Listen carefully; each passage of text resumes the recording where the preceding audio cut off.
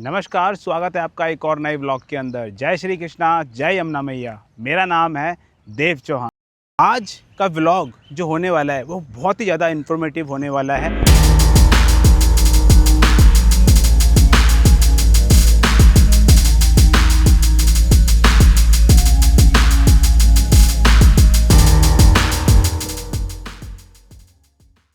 आज मैं आपको बताऊंगा वेस्टर्न यमुना कनाल और आपको बताऊंगा मुनक कनाल, ये कैसे बहते हुए आते हैं, इनका पीएच मीटर, टीडीएस मीटर और पेपर पर क्या रीडिंग आती है, क्या कलर आता है। उसके बाद हम देखेंगे कि ये किस प्रकार से दिल्ली के अंदर प्रवेश करने के बाद ये वाटर ट्रीटमेंट प्लांट तक पहुंचते हैं, फिर वहां पर कैसी स्थिति होती है इनकी, ये तमाम जानकारियां आपको देंगे। उसके साथ साथ हम आपको सप्लीमेंट ड्रेन के बारे में भी बताएंगे। तो आज का ब्लॉग बहुत ही महत्वपूर्ण होने वाला है। कृपया करके वीडियो को पूरा देखने का प्रयास करना ताकि संपूर्ण जानकारी आप तक पहुंच जाए। और चैनल पर नए आए हो तो प्लीज़ भाई सब्सक्राइब कर लेना और अपने भाई के लिए एक लाइक ज़रूर कर देना। चलिए दिखाते हैं आपको वेस्टर्न यमुना कनाल और मुनक कनाल किस प्रकार की स्थिति से निकल के आते हैं और कैसे ये दिल्ली के वाटर ट्रीटमेंट प्लांट तक पहुँचते हैं और फिर वहाँ पर कैसी उसकी दशा हो जाती है और कैसे दिल्ली तक पानी पहुँचता है पीने का। आज हम खड़े हैं दिल्ली की उन दो जलधाराओं के पास जिन्हें दिल्ली की लाइफलाइन कहा जाता है। अभी जिस रास्ते के बीचों बीच में चल रहा हूँ, इस तरफ आप मेरे दोनों साइड में दो कनाल बहते हुए देख रहे होंगे। मेरे पीछे आप दो नहर देख रहे हैं। यह सिर्फ पानी का रास्ता नहीं है, बल्कि दिल्ली की प्यास बुझाने का सबसे बड़ा जरिया है।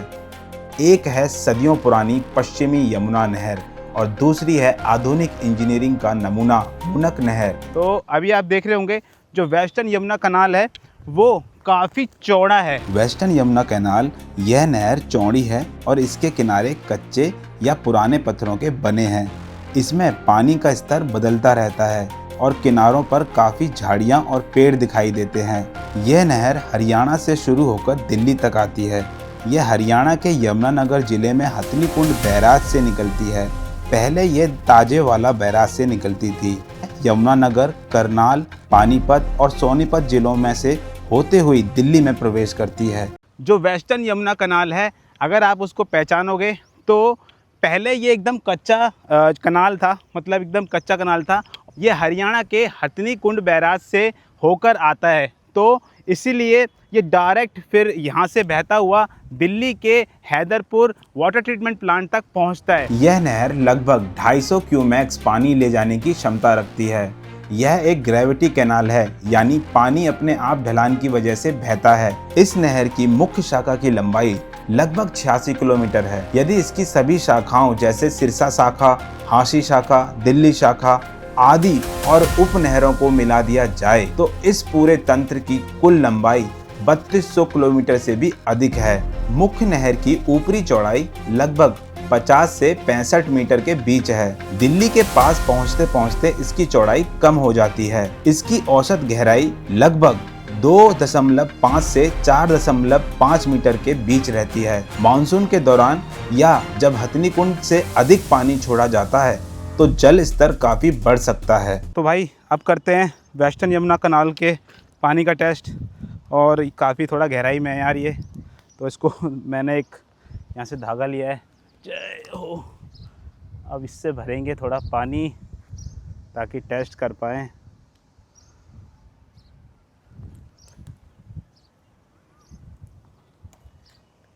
हाँ, ये आ गया है, टेस्ट लाइक तो आ गया है भाई।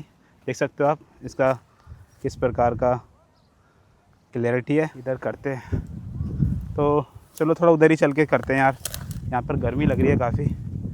इधर करते हैं।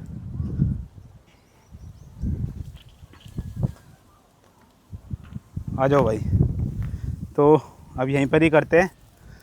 ये वेस्टर्न यमुना कनाल का पानी है जो कि हथनीकुंड बैराज से निकल के आता है। तो पीएच चेक कर लेते हैं, पीएच क्या आ रहा है रीडिंग में।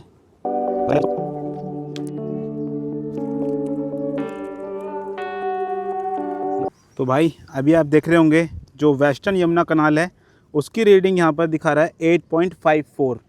अब इसका पेपर पर देखते हैं किस कलर का पेपर हो जाता है और फिर हम टीडीएस पर रीडिंग लेंगे। 8.54।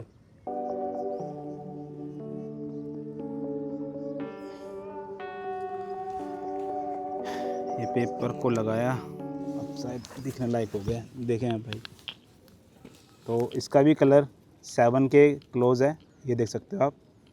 जैसा 7 का कलर है वैसा ही है, और 8 से तो कम लग रहा है, 8 का डार्क है थोड़ा सा, लेकिन 7 के क्लोज़ है। तो अब TDS पे देखते हैं क्या रीडिंग आती है। तो भाई इसकी जो आ रही है वो 119 है। मैंने आपको मुनक कनाल दिखाया था, जो कि शालीमार बाग में जिसका रिनोवेशन हो रहा था, जिसको बनाया जा रहा था और पक्का बनाया जा रहा था, जिसमें कई छठ पूजा घाट बनाए जा रहे थे और उसको जितनी भी गंदगी पड़ी थी वहाँ से गंदगी हटाई जा रही थी। मैंने आपको पूरी संपूर्ण जानकारी दी थी कि किस प्रकार से वहाँ पर जो मुनक कनाल है उसको दोबारा से पुनर्जीवित किया जा रहा था, और उसके दोनों साइड में जो रास्ते जा रहे थे वहाँ पर एलिवेटेड रोड बनाने वाले थे। अब उसी प्रकार से अब मैं आपको दिखाने वाला हूँ जो मुनक कनाल है वो एक्चुअल में देखने में लगता कैसा है। मुनक नहर विशेष रूप से दिल्ली के पीने के पानी की किल्लत को दूर करने के लिए बनाई गई एक आधुनिक नहर है। यह नहर 102 किलोमीटर लंबी, जो हरियाणा के मुनक करनाल से होकर दिल्ली के हैदरपुर तक आती है।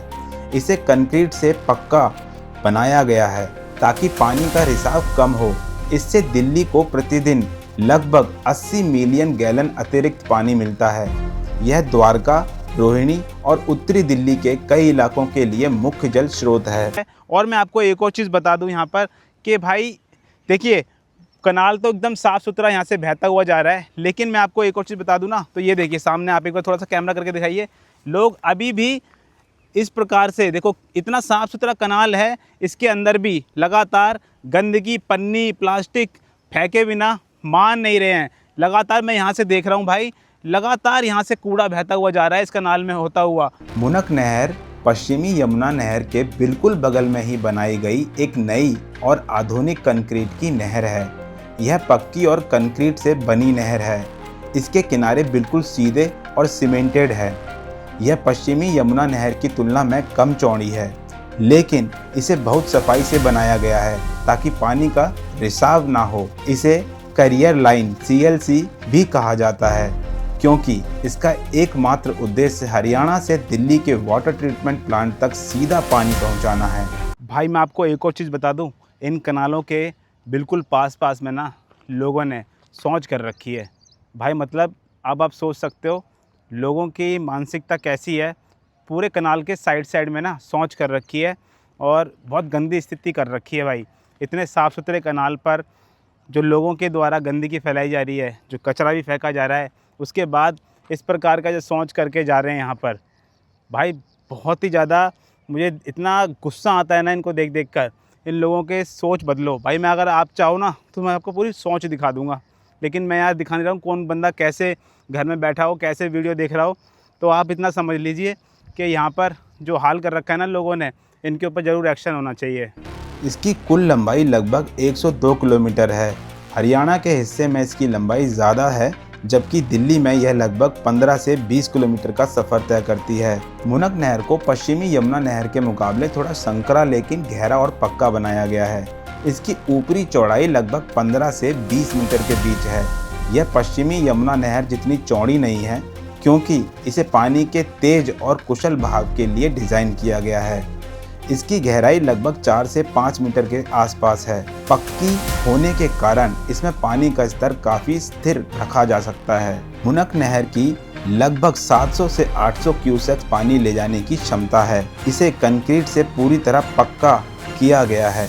कच्ची नहरों में पानी ज़मीन में रिस जाता है, लेकिन मुनक नहर के बनने से दिल्ली को रोजाना लगभग 80 मिलियन गैलन MGD अतिरिक्त पानी मिलने लगा है, जो पहले रिसकर बर्बाद हो जाता था।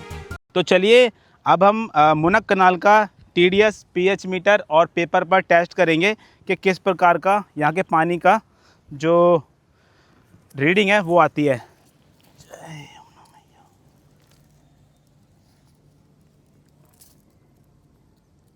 ओके, तो भाई बहुत ही साफ़ पानी यार। मतलब मैंने अभी तक दिल्ली में जितनी जगहों पर गया हूँ, इतना साफ़ मैंने क्लियर पानी कहीं नहीं देखा।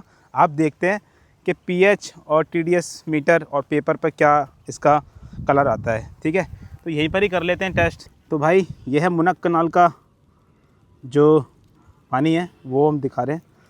पहले डालते हैं पीएच मीटर।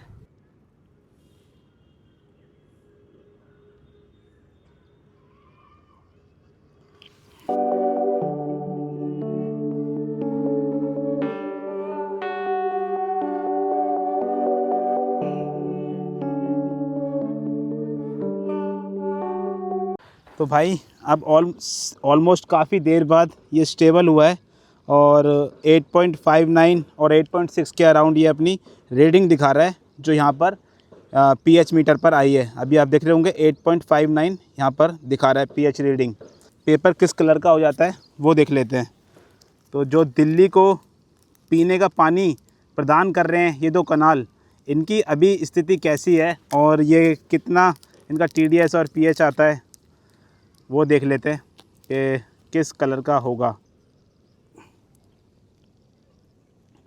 नदियों का कलर जैसे हमने अभी पिछली बार देखा था, तो जो साहिबी रिवर थी उसका कलर ग्रीन हुआ था, यानी कि नदियों का कलर मेरा मोस्टली ग्रीन हो जाता है, यानी कि पीने के पानी के कितने करीब होता है। और उसको फिर हम नाले मिलते हैं और कितना कचरा फेंकते हैं लोग, फिर वो नाले कैसे यार पीने का पानी प्रोवाइड करेंगे लोगों को, ये भी चीज़ देखने की है। लेकिन अभी आप देख रहे होंगे तो यहाँ पर जो इसका कलर दिखाई दे रहा है ये आप देख सकते हो। एक मिनट, देखो थोड़ा पास से दिखाता हूँ, ये देखिए।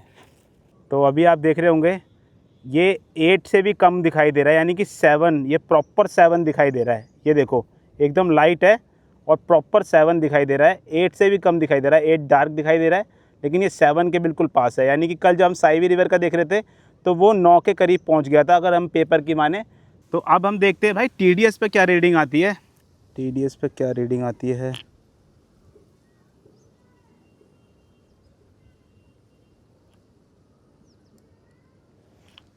तो जो टीडीएस पे रीडिंग आई है वो 114 आई है भाई।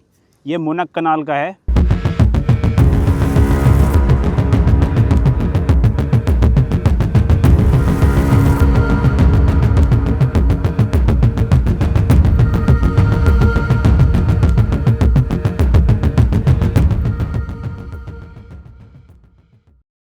तो अब हमारी मौजूदगी है हैदरपुर विलेज के पास में, जहाँ पर जो मुनक कनाल है और जो वेस्टर्न यमुना कनाल है वो यहाँ पर किस प्रकार से ट्रीटमेंट किए जा रहे हैं। तो अभी आप देख रहे होंगे, ड्रोन के माध्यम से आपको दिखाने का प्रयास कर रहा हूँ। दोनों तरफ जो कनाल हैं वो आपको बहते हुए नज़र आ रहे होंगे। एक तरफ आपको थोड़ा छोटा और संक्रिय कनाल आपको दिखाई दे रहा होगा और दूसरी तरफ थोड़ा सा चौड़ा और बड़ा कनाल आपको दिखाई दे रहा होगा। तो बड़ा जो कनाल है वो वेस्टर्न यमुना कनाल है और जो संक्रिय कनाल है वो आपका मुनक कनाल है। और ये दोनों कनाल मैं आपको बता रहा हूँ किस तरीके से वो बहते हुए आ रहे हैं। और अब यहाँ पर हैदरपुर में जो वाटर ट्रीटमेंट प्लांट है वहाँ पर फिर इनका पानी जो है वो ट्रीटमेंट किया जाता है, यानी कि पीने योग्य बनाया जाता है। और फिर दिल्ली को ये जो दोनों कनाल हैं वो जीवन देते हैं, जल के द्वारा जीवन दिया जाता है इन्हीं कनालों के द्वारा।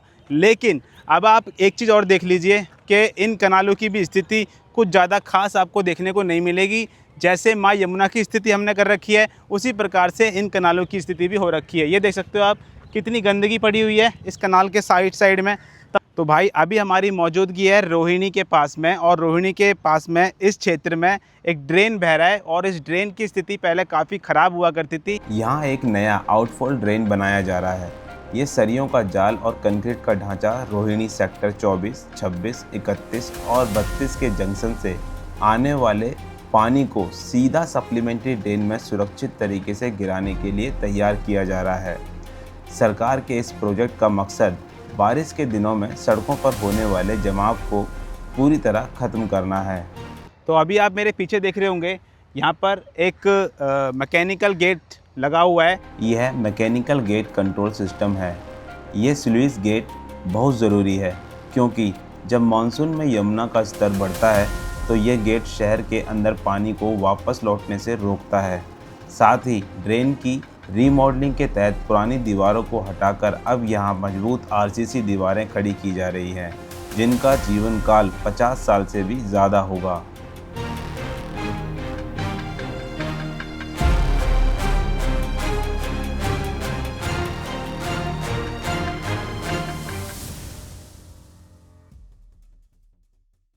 तो मेरी ये इन्फॉर्मेशन, मेरा ये व्लॉग आपको कैसा लगा प्लीज़ कमेंट करके ज़रूर बताना। अपना एक बहुमूल्य लाइक ज़रूर कर देना अपने भाई को मोटिवेट रखने के लिए। मिलता हूँ आपको नेक्स्ट व्लॉग के अंदर। टिल देन, जय श्री राम।